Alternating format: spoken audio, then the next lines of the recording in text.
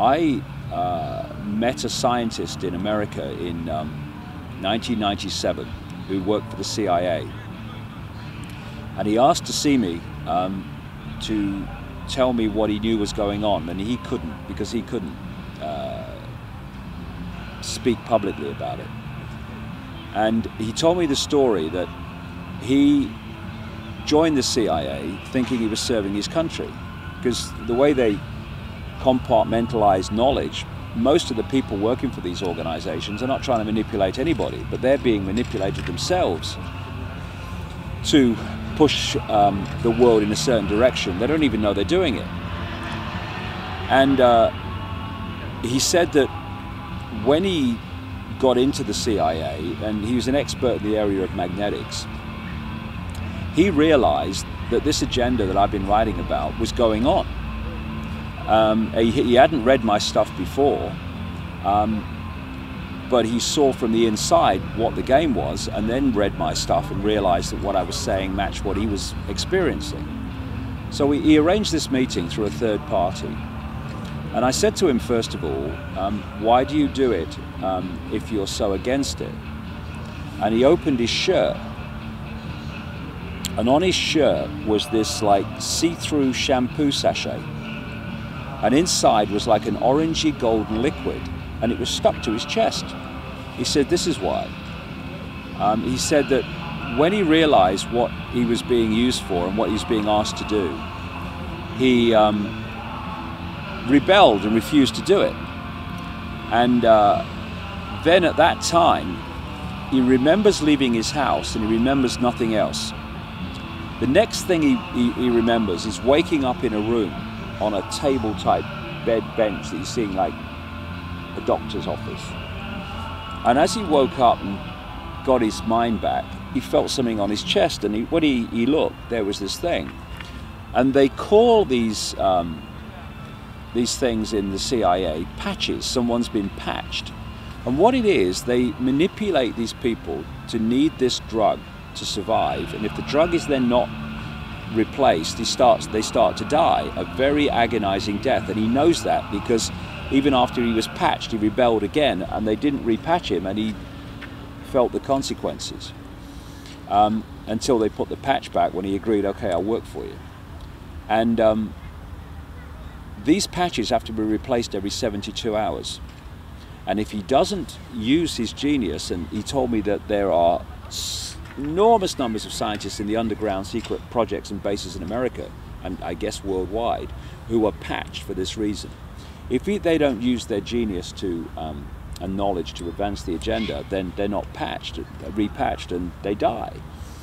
And this is how they orchestrate it. Now, the reason I tell you this story is about microchips is because this scientist said to me, this man, first of all, the cure for cancer is well known.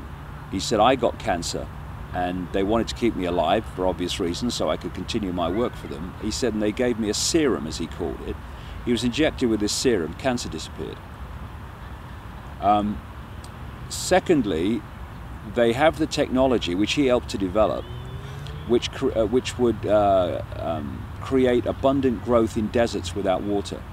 What they do, every living thing, including humans obviously, have an electromagnetic field. We call it the auric field. And if you stimulate this field in a certain way, he said the plants grow so fast, it's like a time-lapse photograph, watching it sometimes. And the third thing he said is that if people say no to just one thing in this whole agenda, say no to the microchip.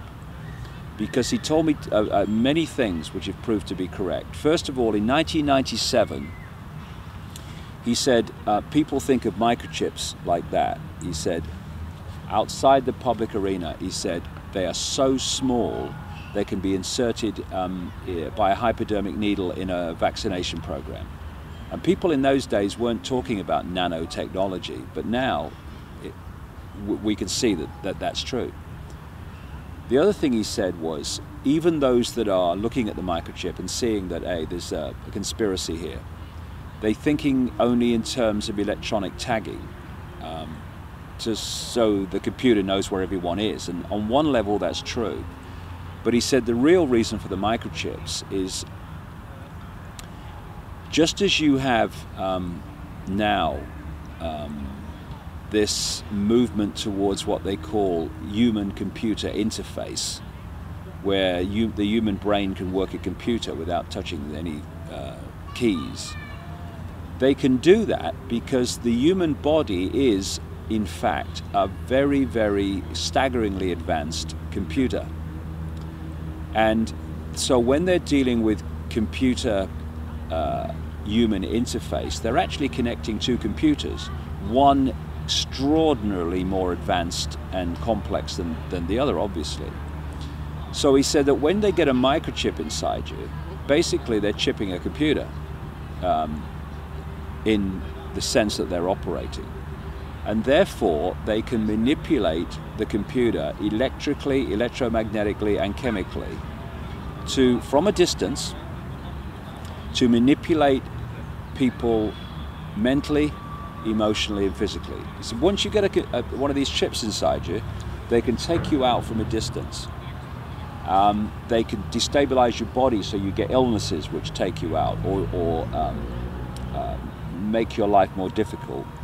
They can manipulate you emotionally so that you become aggressive or docile and subservient, and they can manipulate your thoughts. So, because on one level, of course, when you have a thought, it's an electrical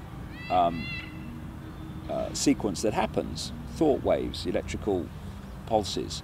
If they can get into your brain at that electrical level, they can put thoughts into your mind which you are having that you think are your own thoughts, when in fact they're being externally implanted through the chip. In fact, I read a lot of material in the 90s about Russian experiments, or Soviet experiments as they were, during the Cold War, about their experiments in external manipulation of the mind through technology. And they were doing things, I remember one example that was in one of these documents. They would fire thought waves at gardeners who were working in these big kind of mansion country places that this research was going on. And they would fire thought waves which said things like, put down your tools and come in and go in and have a cup of tea. And they would watch and they would wait. And within less than a minute, these people were having a discussion, putting their tools down and walking in to have a cup of tea. And those people, they were working on the garden, and they thought, I'll tell you what, guys, let's go and have a cup of tea. Let's have a break. And this is what they can do, because they understand the computer nature of the physical body and how you can access it. And the chip is the jewel in the crown of this whole thing. Because as this scientist said,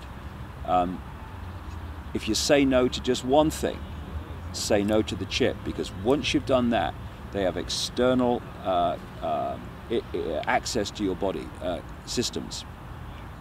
And what they're doing is now introducing chipping around the world for various ways. That they got people used to it by chipping domestic animals. So then it becomes part of society, chipping.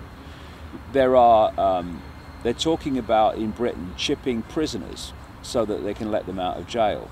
There's Mexican officials in the government who are chipped so that if they're abducted, that they can be found. They're now saying to parents, if your children were microchipped, you'd always know where they were. They could always be found. And all these different excuses that are being used, and it's a cover for this control that this scientist told me about over 10 years ago.